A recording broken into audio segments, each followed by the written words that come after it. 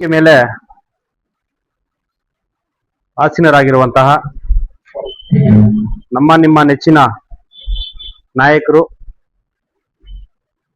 ಮುಂದಿನ ರಾಜಕೀಯ ಭವಿಷ್ಯದಲ್ಲಿ ತುಂಬಾ ದೊಡ್ಡ ಮಟ್ಟದಲ್ಲಿ ಅಧಿಕಾರವನ್ನು ವಹಿಸ್ಕೋಬೇಕು ಅಂತ ಹೇಳ್ಬಿಟ್ಟು ನನ್ನ ಒಂದು ಅನಿಸಿಕೆಯಿಂದ ಹೇಳ್ತಾ ಇದ್ದೀನಿ. ಅವರು ಈ ಕಾರ್ಯಕ್ರಮದ ಕೇಂದ್ರ ಬಿಂದುವಾಗಿ ವೇದಿಕೆ ಮೇಲೆ ಆಸೀನರಾಗಿದ್ದಾರೆ. ಪ್ರಗತಿ ಚಾರಿಟಬಲ್ ಟ್ರಸ್ಟ್ ನ ಅಧ್ಯಕ್ಷರಾಗಿರುವಂತಹ ಮುನೇಶ್ ಸರ್ ಅವ್ರಿಗೆ ನಮ್ಮೆಲ್ಲರ ಪರವಾಗಿ ಜೋರಾಗಿ ಚಪ್ಪಾಳೆ ಮುಖಾಂತರ ಅವ್ರಿಗೆ ನಾನು ಸ್ವಾಗತವನ್ನು ಬಯಸಕ್ಕೆ ಇಷ್ಟಪಡ್ತೀನಿ.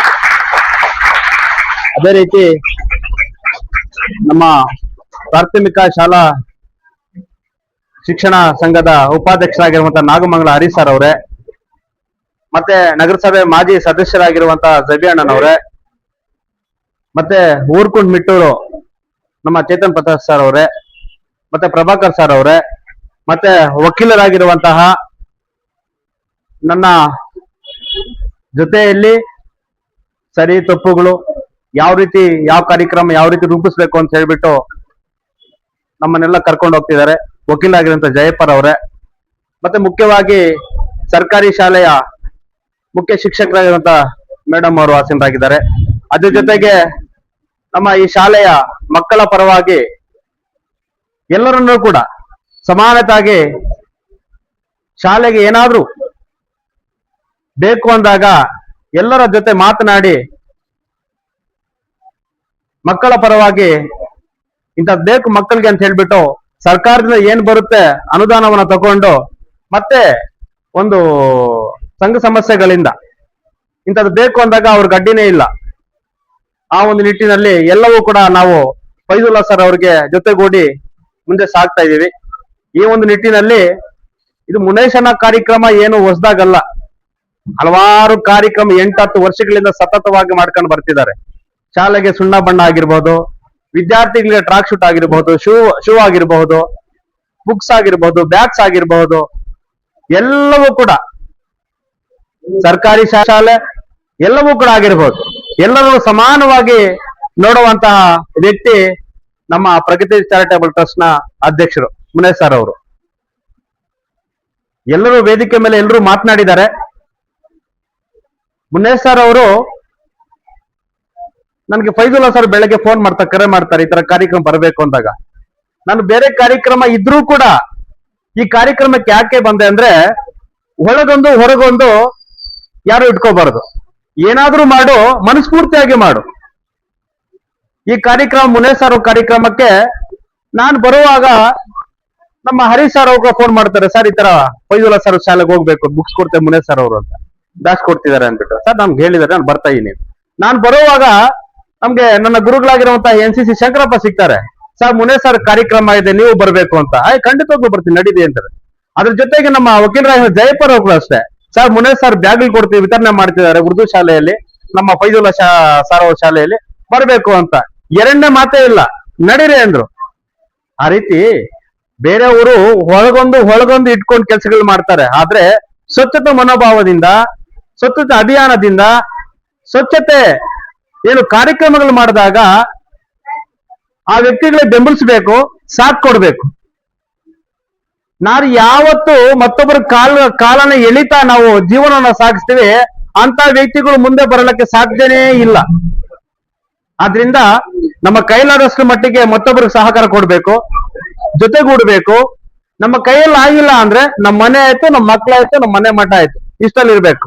ಅದನ್ನ ಬಿಟ್ಟು ಇವಾಗ ಜಬಿ ಸಾರೇ ಮುಂದಾಳ್ಕೊ ಯಾವ್ದೋ ಒಂದು ಕಾರ್ಯಕ್ರಮ ಮಾಡ್ತಾ ಹೋಗ್ತಿರ್ತಾರೆ, ಸಪೋರ್ಟ್ ಮಾಡ್ಬೇಕು. ಜಬಿ ಅಣ್ಣಾಗ್ ಮಾಡ್ಬೇಕು, ನಮ್ಮ ಪ್ರಗತಿ ಮುನೇಶ್ ಅಣ್ಣಾಗ್ ಮಾಡ್ಬೇಕು.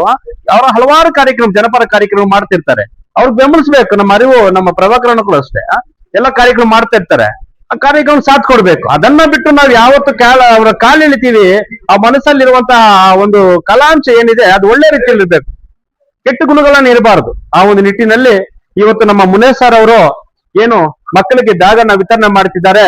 ಇನ್ನು ಮುಂದಿನ ದಿನಗಳಲ್ಲಿ ಮುನೇಶ್ ಸರ್ ಅವ್ರಿಗೆ ಮತ್ತೆ ಅವ್ರ ಕುಟುಂಬಸ್ಥರಿಗೆ ಎಲ್ಲರಿಗೂ ಕೂಡ ಆ ಭಗವಂತ ಸುಖ, ಶಾಂತಿ, ನೆಮ್ಮದಿ, ಐಶ್ವರ್ಯ, ಆರೋಗ್ಯವನ್ನು ಕೊಟ್ಟು ಕಾಪಾಡಲಿ. ವಿಶೇಷವಾಗಿ ನಮ್ಮ ಬಾಬಾ ಹೈದರ ಸರ್ದಾರ್ ಗುರುಗಳ ಆಶೀರ್ವಾದ ಸದಾ ಇರ್ಲಿ, ನಮ್ಮ ಕುಡುಮಲ ಗಣಪತಿ ಆಶೀರ್ವಾದ ಸದಾ ಇರ್ಲಿ. ಇನ್ನು ಮುಂದಿನ ದಿನಗಳಲ್ಲಿ ಹೆಚ್ಚಿನ ರೀತಿಯಲ್ಲಿ ಆರೋಗ್ಯ ಐಶ್ವರ್ಯ, ಅಂತಸ್ಸು ಮತ್ತೆ ಹೆಚ್ಚಿನ ಒಂದು ಅಧಿಕಾರ ಏನು ಇಲ್ಲ ಅವ್ರಿಗೆ. ಅಧಿಕಾರ ಏನೂ ಇಲ್ಲದೆ ಬಡ ಮಕ್ಕಳಿಗೆ ಸಹಕಾರ ಮಾಡ್ಕೊಂಡ್ ಬರ್ತಿದ್ದಾರೆ. ಇನ್ನು ಅಧಿಕಾರ ಬಂದ್ರೆ ಇನ್ನೆಷ್ಟು ಮಾಡಲ್ಲ ಅನ್ನೋದನ್ನ ನಮ್ಮೆಲ್ಲರ ಒಂದು ಅನಿಸಿಕೆ, ಮನೋಭಾವನೆ. ಅದರಿಂದ ಅವ್ರಿಗೆ ಮುಂದಿನ ದಿನದಲ್ಲಿ ಅಧಿಕಾರವನ್ನು ಕೊಳ್ಳಿ. ನಮ್ಮ ಅದೇ ರೀತಿ ನಾಗಮಂಗಲ ಹರೀಶ್ ಅವರು ಉಪಾಧ್ಯಕ್ಷರಾಗಿದ್ದಾರೆ. ಅವರು ಹಲವಾರು ಕಾರ್ಯಕ್ರಮಗಳಿಗೆ ಮಕ್ಕಳ ಪರವಾಗಿ ನಿಂತು ಮತ್ತೆ ರೈತಾಪಿ ವರ್ಗದವರಿಗೆ, ಕೂಲಿ ಕಾರ್ಮಿಕರಿಗೆ ಒಂದು ವಿಚಾರ ಹಂಚ್ಕೊಳಕ್ ಇಷ್ಟಪಡ್ತೀನಿ. ಅವ್ರೂರಲ್ಲಿ ಸ್ಮಶಾನಕ್ಕೆ ದಾರಿ ಇಲ್ಲ.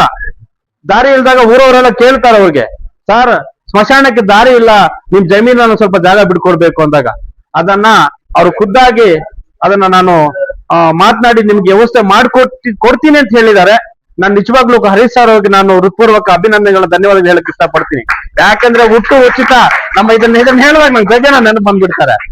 ನಾನ್ ಅವಾಗ ಹುಟ್ಟು ಉಚಿತ ಸಾವು ಖಚಿತ ಅಂತೀನಿ. ನಮ್ ಜಮೀನ ಹೆಂಗಣ ಹುಟ್ಟು ಉಚಿತ ಸಾವು ಖಚಿತ, ಖರ್ಚಾಗುತ್ತೆ ಅಂತಾರೆ. ಹುಡ್ದಾಗೂ ಖರ್ಚಾಗುತ್ತೆ, ಸಾಯೋ ಖರ್ಚಾಗುತ್ತೆ, ಹೆಂಗಾಗುತ್ತೆ ಅಂತಾರೆ.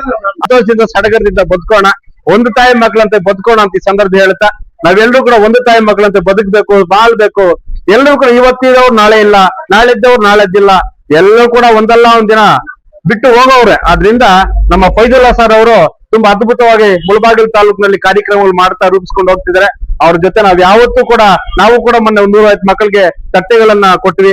ಏನೇ ಇರ್ಲಿ, ಮನುಷ್ಯಗೆ ಮಕ್ಕಳು ಅಂತ ಬಂದಾಗ ಸಹಕಾರ ಕೊಡ್ಬೇಕು. ಆ ನಿಟ್ಟಿನಲ್ಲಿ ಎಲ್ಲಾ ಮಾಡ್ಕೊಂಡು ಬರ್ತಾ ಇದ್ದಾರೆ. ನಾನು ವಿಶೇಷವಾಗಿ ಮುನೇಶಣ್ಣ ಅವ್ರಿಗೆ ಹೆಚ್ಚಿನ ರೀತಿಯಲ್ಲಿ ಆರೋಗ್ಯವನ್ನು ಕೊಟ್ಟು ಕಾಪಾಡಲಿ. ಎಲ್ಲ ನಮ್ಮ ಮಾಧ್ಯಮ ಮಿತ್ರರು, ಸತೀಶ್ ಅಣ್ಣ, ಗೌತಮ್, ಫೈಜಲ್, ನಮ್ಮ ಅಣ್ಣ ನೀವು ಸಹ, ನಮ್ಮ ಬಾಬು, ಕ್ರಾಂತಿ, ಮುರಳಿ, ಇವರೆಲ್ಲರೂ ಕೂಡ ಸಾಥ್ ಕೊಡ್ತಿದ್ದಾರೆ. ಇಂತಹ ವ್ಯಕ್ತಿಗಳನ್ನ ಮುಂದಿನ ದಿನಗಳಲ್ಲಿ ದೊಡ್ಡ ಮಟ್ಟದಲ್ಲಿ ಕರ್ಕೊಂಡೋದ್ರೆ ನಮ್ಗೆಲ್ಲರೂ ಕೂಡ ಸವಲತ್ತಾಗುತ್ತೆ ಅಂತ ಸಂದರ್ಭ ಹೇಳ್ತಾ, ನನ್ನನ್ನ ಈ ಫೈಜುಲ್ಲಾ ಸರ್ ಅವ್ರು ಕರೆಸಿ ಒಂದೆರಡು ಮಾತನ್ನ ಮಾತಾಡ್ಲಿಕ್ಕೆ ಅವಕಾಶ ಮಾಡಿಕೊಟ್ಟ. ಮಾನವನು ಕೊಟ್ಟಿದ್ದು ಮನೆ ತನಕ, ಜಯಪ್ಪ ಸರ್, ಮಾನವನು ಕೊಟ್ಟಿದ್ದು ಮನೆ ತನಕ, ದೇವರು ಕೊಟ್ಟಿದ್ದು ಕೊನೆ ತನಕ. ದೇವರ ರೂಪದಲ್ಲಿ ಯಾರೋರ ಹತ್ರ ಒಂದು ಇರೋರ ತಗೊಂಡು ಇಲ್ದವ್ರು ಕೊಡ್ತಿದಾರೆ ಮುನೇಶ್ ಸರ್ ಅವರು. ಆ ನಿಟ್ಟಿನಲ್ಲಿ ದೇವ್ರ ರೂಪ ಸಹಕಾರ ಕೊಡ್ತಿದ್ದಾರೆ. ಅವ್ರಿಗೆ ಆಶೀರ್ವಾದ ಸದಾ ಇರ್ಲಿ ಅಂತ ಸಂದರ್ಭ ಹೇಳ್ತಾ, ನನ್ನ 2 ಮಾತನ್ನು ಮಾತಾಡ್ಲಿಕ್ಕೆ ಅವಕಾಶ ಮಾಡಿಕೊಟ್ಟ ಶಾಲೆ ಎಲ್ಲ ಮುಖ್ಯ ಶಿಕ್ಷಕರಿಗೆ, ಸಿಬ್ಬಂದಿ ವರ್ಗದವ್ರಿಗೆ, ಮತ್ತೆ ನಾನು ಅಡುಗೆ ಮಾಡೋ ತಂದೆ ತಾಯಂದಿರಿಗೆ, ಮತ್ತೆ ಎಲ್ಲಾ ವಿದ್ಯಾರ್ಥಿಗಳಿಗೆ ಒಂದ್ ಸುತ್ತ ನಾನು ಮಾತು ಮುಗಿಸ್ತಾ ಇದ್ದೀನಿ. ನಮಸ್ಕಾರ.